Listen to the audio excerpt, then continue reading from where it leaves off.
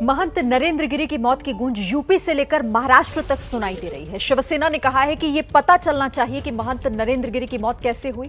वहीं एनसीपी प्रवक्ता नवाब मलिक ने महंत की मौत के बहाने योगी सरकार पर निशाना साधा। तो देखिए, अब इस पर सवाल हर तरफ से उठ रहे हैं। यूपी से लेकर महाराष्ट्र तक इस को लेकर आवाज उठाई जा रही है। संजय राउत ने कहा है कि जानना चाहते हैं कि आखिर क्या हुआ और कैसे हुआ। एनसीपी का कहना है कि महंत के राज्य में महंत सुरक्षित नहीं है। मैं इतना ही कहूंगा, आत्महत्या का मामला है लेकिन रहस्यमय है। उनका जो मन था बहुत ही खंभीर था, उनके इरादे बहुत पक्के रहते थे। जब उनसे बात करते थे तो ऐसी व्यक्ति, ऐसे हमारे मार्गदर्शक आत्महत्या कैसे कर सकते हैं? तो उस रहस्य है जो है उनके मौत का, उनके मृत्यु का, उनके लिए बहुत ही जांच होनी है उनकी। उसमें कुछ ऐसी बातें, तथ्य छुपाने की कोशिश हो सकती है। महंत नरेंद्र गिरी महाराज की आत्महत्या को लेकर कई सवाल खड़े हो रहे हैं। उनके ही शिष्य की गिरफ्तारी हुई है। उनके फॉलोअर्स कह रहे हैं कि सीबीआई की जांच हो। सच्चाई जो है वो जांच में सामने आ सकती है, लेकिन एक महंत शासक है और महंत के राज्य में महंत सुरक्षित नहीं, ये दुर्भाग्यपूर्ण है। उपाध्यक्ष महोदय ने सीबीआई की जांच की मांग की है।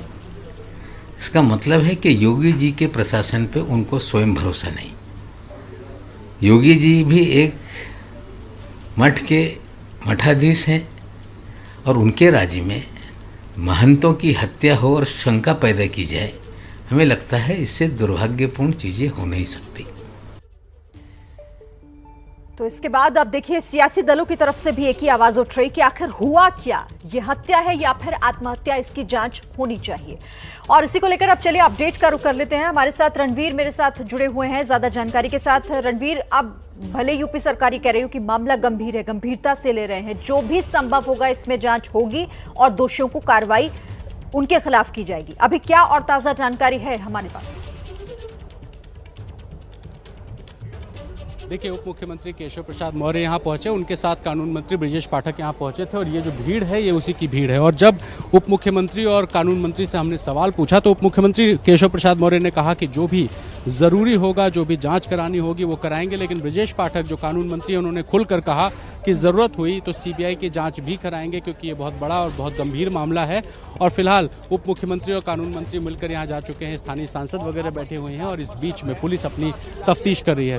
कुछ स्थानीय लोगों को बुलाया गया है, जिसमें एक स्थानीय नेता के बारे में जानकारी आ रही है कि उनको बुलाया गया है। साथ ही पुलिस आनंद गिरी को लेकर के आ रही है। पुलिस लाइन में पूछताछ होगी 12 से 1 के आसपास। आनंद गिरी को लेकर के यहाँ पुलिस पहुँचेगी और उसके बाद पूछताछ शुरू होगी। तो सबसे बड़ी कड़ी अगर कोई है तो वो आनंद गिरी है, जिसको कि हरिद्वार से लेकर के यहाँ लाया जा रहा है प्रयागराज में। और आनंद गिरी बार बार ये ज़रूर कह रहे हैं कि मैं पुलिस को मदद करने के लिए तैयार हूँ। लेकिन फिलहाल जिस तरह की भूमिका उनको लेकर के आई है, सुसाइड नोट में उनका नाम आया है, उसको लेकर के पुलिस को शक है। और ये सीधा सीधा अबेटमेंट टू सुसाइड का मामला तो है ही है, क्योंकि सुसाइड नोट में ये बात लिखी हुई है कि आनंद गिरी जिस तरह का आचरण करते थे उससे वो दुखी थे। तो अबेटमेंट टू सुसाइड का मामला तो बनता है, लेकिन इसमें क्या कोई और एंगल है? इन सारे पहलुओं की पुलिस फिलहाल जांच कर रही है और फोन रिकॉर्ड से लेकर के बाकी जो भी एविडेंसेस हैं उन सबको कलेक्ट करने का काम किया जा रहा है। जी,